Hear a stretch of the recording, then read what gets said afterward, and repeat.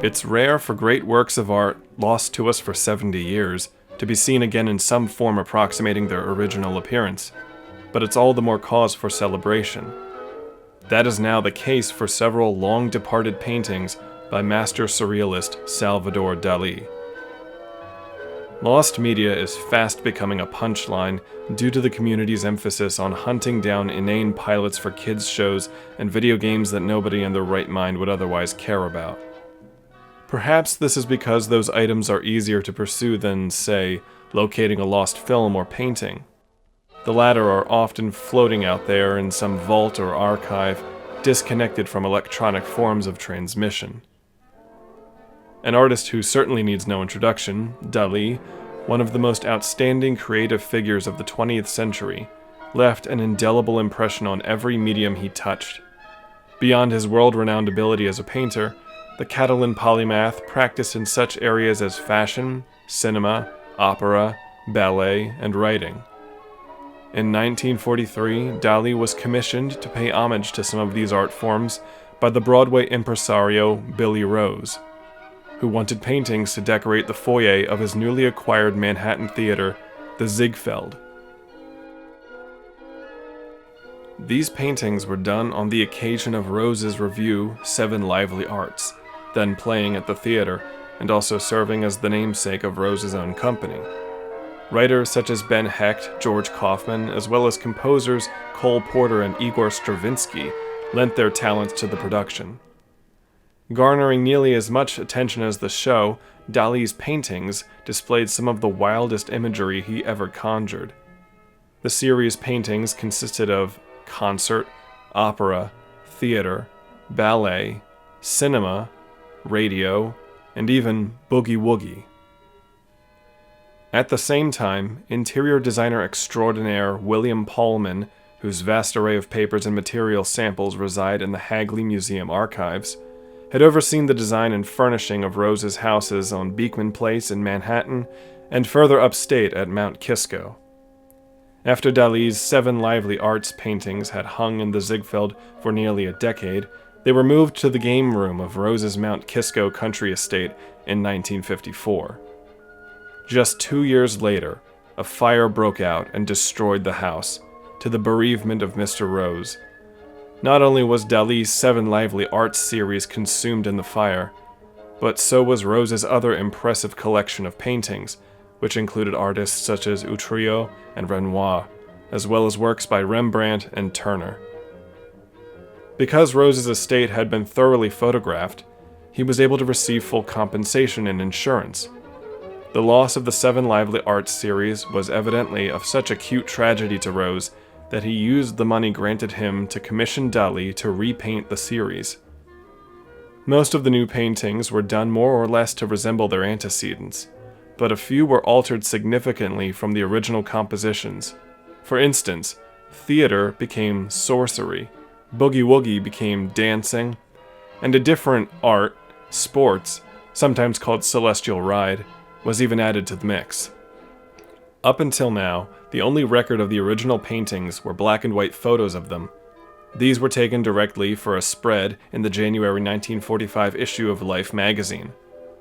Other photographs included snapshots taken of cinema hanging in the lounge of the Ziegfeld Theater, and even a few posed shots of Dali among the works in a temporary studio located on an upper floor of the theater.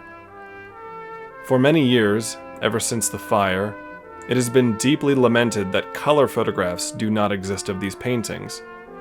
That all changed in August of this year. Here is where I must step in and give a first-hand account. While surveying the contents of the William Pullman papers, a vast collection spanning several hundred boxes, Hagley Museum conservator Laura Wall was flipping through an album of photos taken of houses with rooms designed by Pullman and Associates. I was in the next room, but as soon as I heard her say the name Salvador Dali, I was off like a shot. Sure enough, there were photos of a room hung with several Dali paintings. I immediately knew them to be the Seven Lively Arts series, and my breath practically caught in my chest. These photos had never been seen outside this context before. However, they were glued onto the pages of this photo album, some overlapping. After much digging into the collection, I located a box with not only clean prints of all the photos, but negatives as well.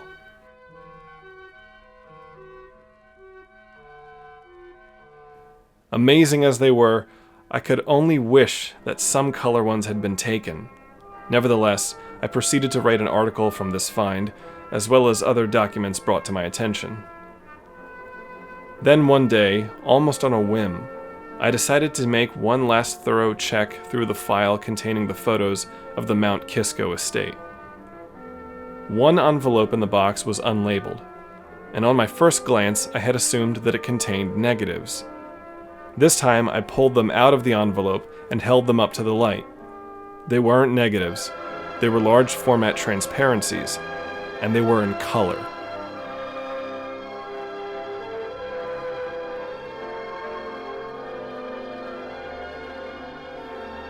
I couldn't believe what I was holding.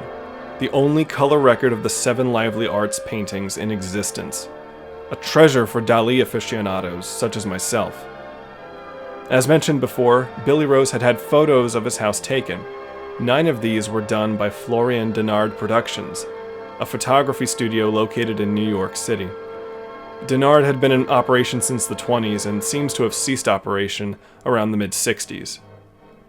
4 large format, 4-color Ektachrome photos were taken of 2 rooms in Rose's estate. 2 of these photos covered a stateroom, and 2 more documented the game room where Dali's paintings resided. Unfortunately, the rest of the photos, including the closer views of the paintings, were taken in black and white. Nevertheless, these paintings have not been seen as they were in their final home at Mount Kisco since 1956, let alone in color. These newly found pictures add a welcome amount of context to some of the works. For instance, the names of a few of the paintings have proven contradictory between sources. Of note, what has been identified for years by every other source as Boogie Woogie was in fact labeled Jive on the nameplate seen in its photo. Jive, a macabre work, shows several elastic bodies thrashing about and was hung, perhaps fittingly, above the bar of the game room. Also of note in the photo is a small drawing on the left, which Dali made for the cover of Rose's autobiography, which Dali also illustrated. The photos of the paintings show us the careful arrangement of elements considered by Rose and Pullman. Cinema, a picture that shows a woman entranced by a monstrosity with a projector eye and telephone tendrils, is hung above a tape recorder. Similarly, radio, which portrays 2 distorted human figures with apple heads on either side of a microphone, is hung above a Zenith Stratosphere console. Finally, opera is seen installed next to the piano, from which much singing likely emanated during parties. Other paintings like theater, concert, and ballet were hung above less pertinent decor. Of additional interest are the paintings' non-uniform sizes, and in one of these photos we can see the unusual L-shaped frame for theater. Notably, ballet, which portrays dancers transforming into crayfish and bugs, is oval in shape and carries the lighter qualities of 18th century theatrical setting. Frustratingly, color photos were not taken of the opera or cinema paintings, but I am grateful for the amazing images that were taken. Besides the Dali paintings, one photo of the stateroom reveals what is clearly a Renoir, also lost in the blaze. Because the photos were shot on Ektachrome, their colors have shifted over the years to be predominantly red. However, I applied some rudimentary color correction on them. A fully professional restoration will certainly be forthcoming. These darkly whimsical paintings were among Dali's best works of the 1940s, and studying them closely has made them new favorites for me. Though their fate is tragic, it is nonetheless fortunate that further knowledge on how and where they were presented has surfaced. Not to mention it's thrilling, after all these years, to be able to observe their original appearance, tantalizing as that glimpse is.